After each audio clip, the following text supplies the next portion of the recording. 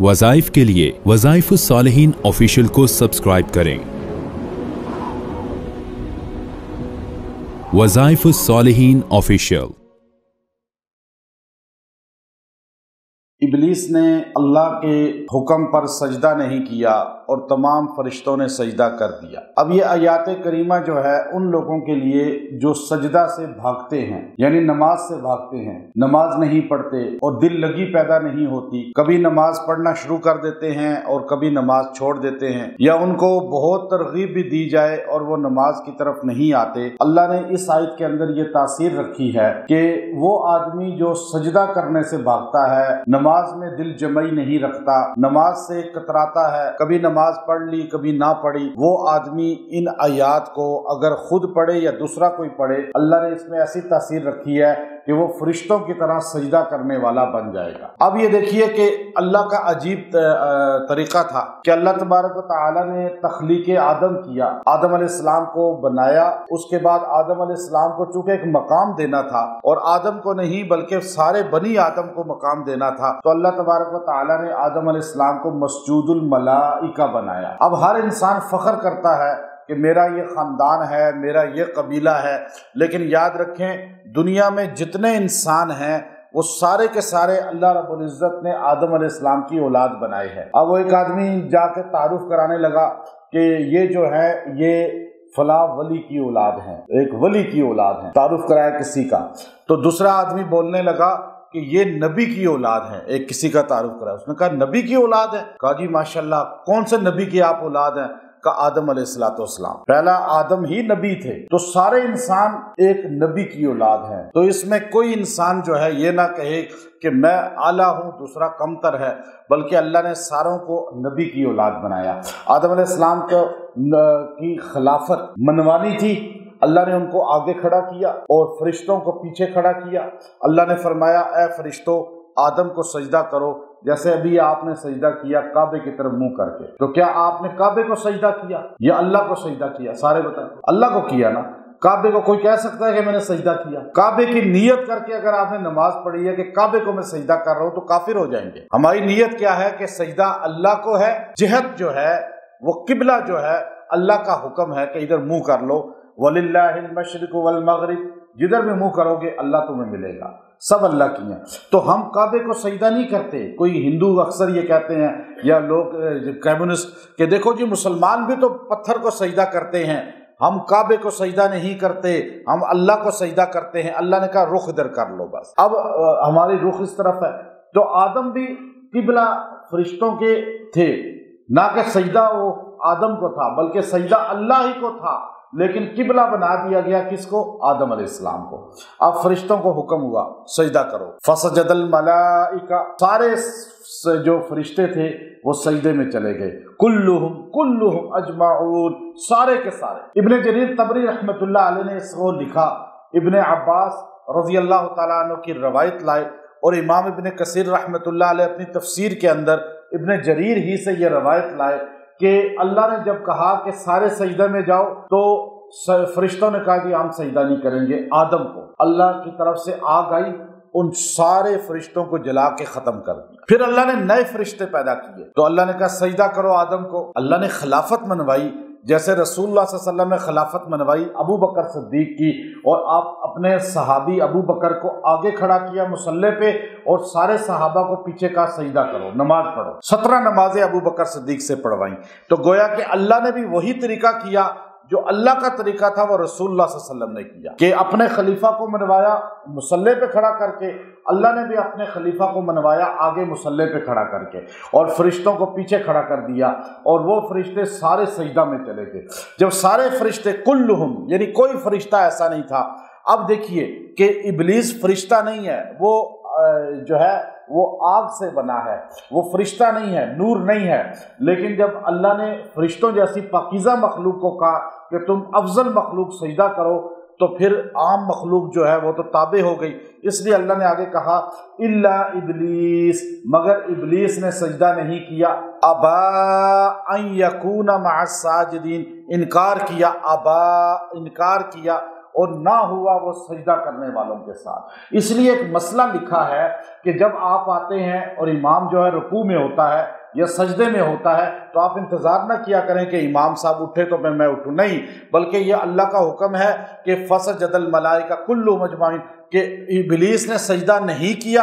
اب آپ بھی کھڑے ہو کے انتظار کریں گے اگلی رکعت کا تو یہ غلط ہو جائے گا، کہیں شیطان کے ساتھ نسبت نہ ہو جائے۔ اس لیے امام جہاں ملتا ہے آپ فوراً رکوع میں ہے تو رکوع میں چلے جائیں، سجدہ میں ہے تو سجدہ میں چلے جائیں، یہ حکم ہے۔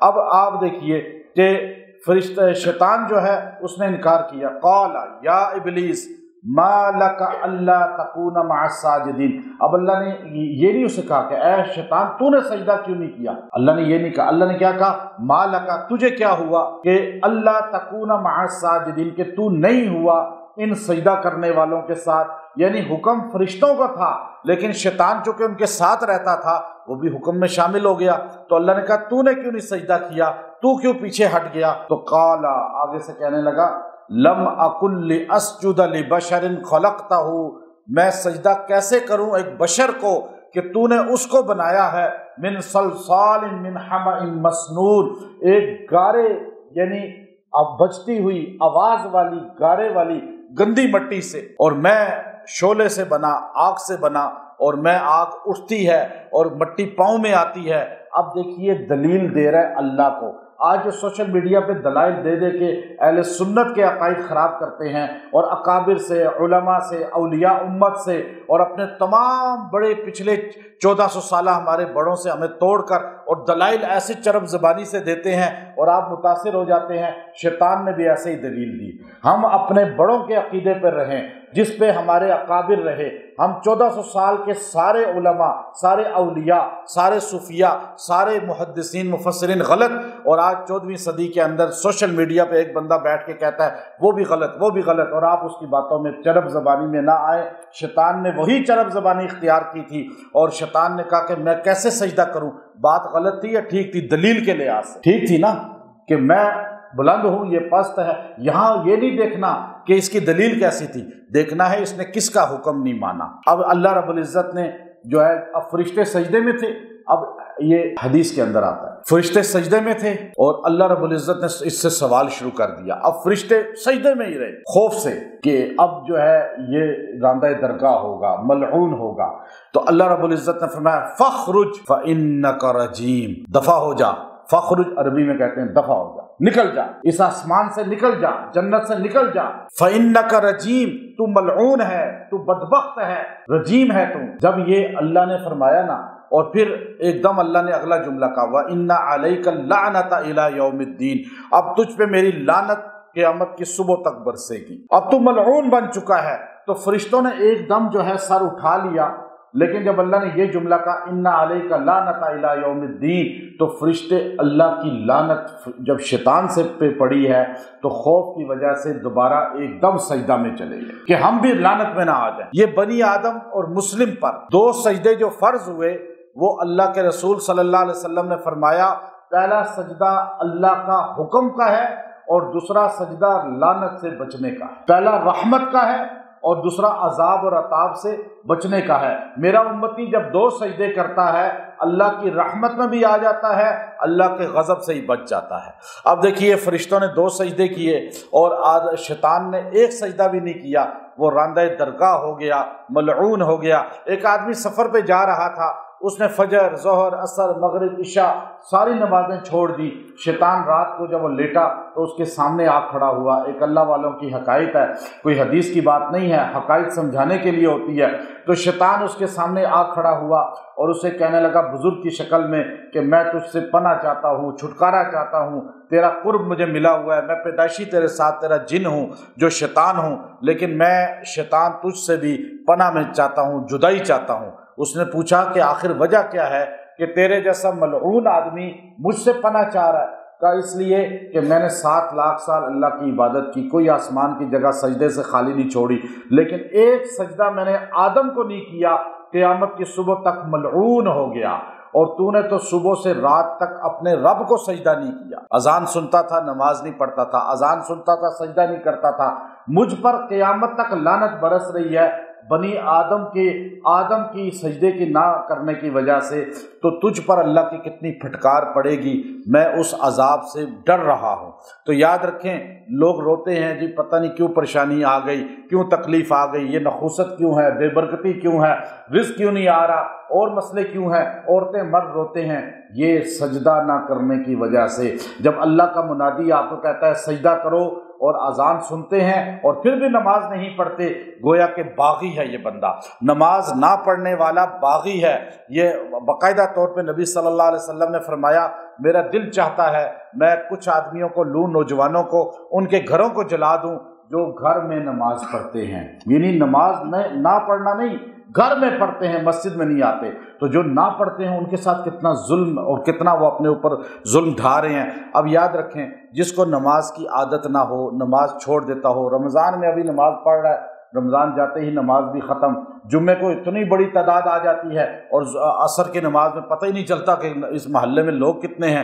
تو نماز کی عادی بنانا ہو اپنے آپ کو یا دوسروں کو، تو یہ آیت نمبر جو اس سورہ حجر کی ہے، آیت نمبر 30 ہے، اس کو آپ اپنا وظیفہ بنا لیں۔ فسجد الملائکۃ کلھم اجمعون، فسجد الملائکۃ کلھم اجمعون، جو اس کو 33 بار 33 ٹائم پڑھ کے پانی پہ پیے گا، یہ چلتے پھرتے پڑھے گا یا کسی کے لیے پڑھ کے دعا کرے گا، چند دن کر لیں، 7-8 دن، اللہ تبارک و تعالی نماز کا عادی بنا دے گا، فرشتوں کی طرح سجدہ کرنے کا اسے شوقین بنا دے گا۔ یہاں حال یہ ہے، مخلوق سے مانگنے کو دل کرتا ہے، رب کے سامنے سجدہ کر کے مانگنے کی عادت ہی ختم ہو گئی ہے۔ جس آدمی کو اللہ سے مانگنے کی عادت ہو جاتی ہے، اللہ اسے بغیر مانگے دیتا ہے اور اسے در در کی ٹھوکریں پھر نہیں کھانے دیتا۔ اللہ ہمیں عمل کی توفیق عطا فرمائے۔ وآخر دعوانا ان الحمد للہ رب العالمین۔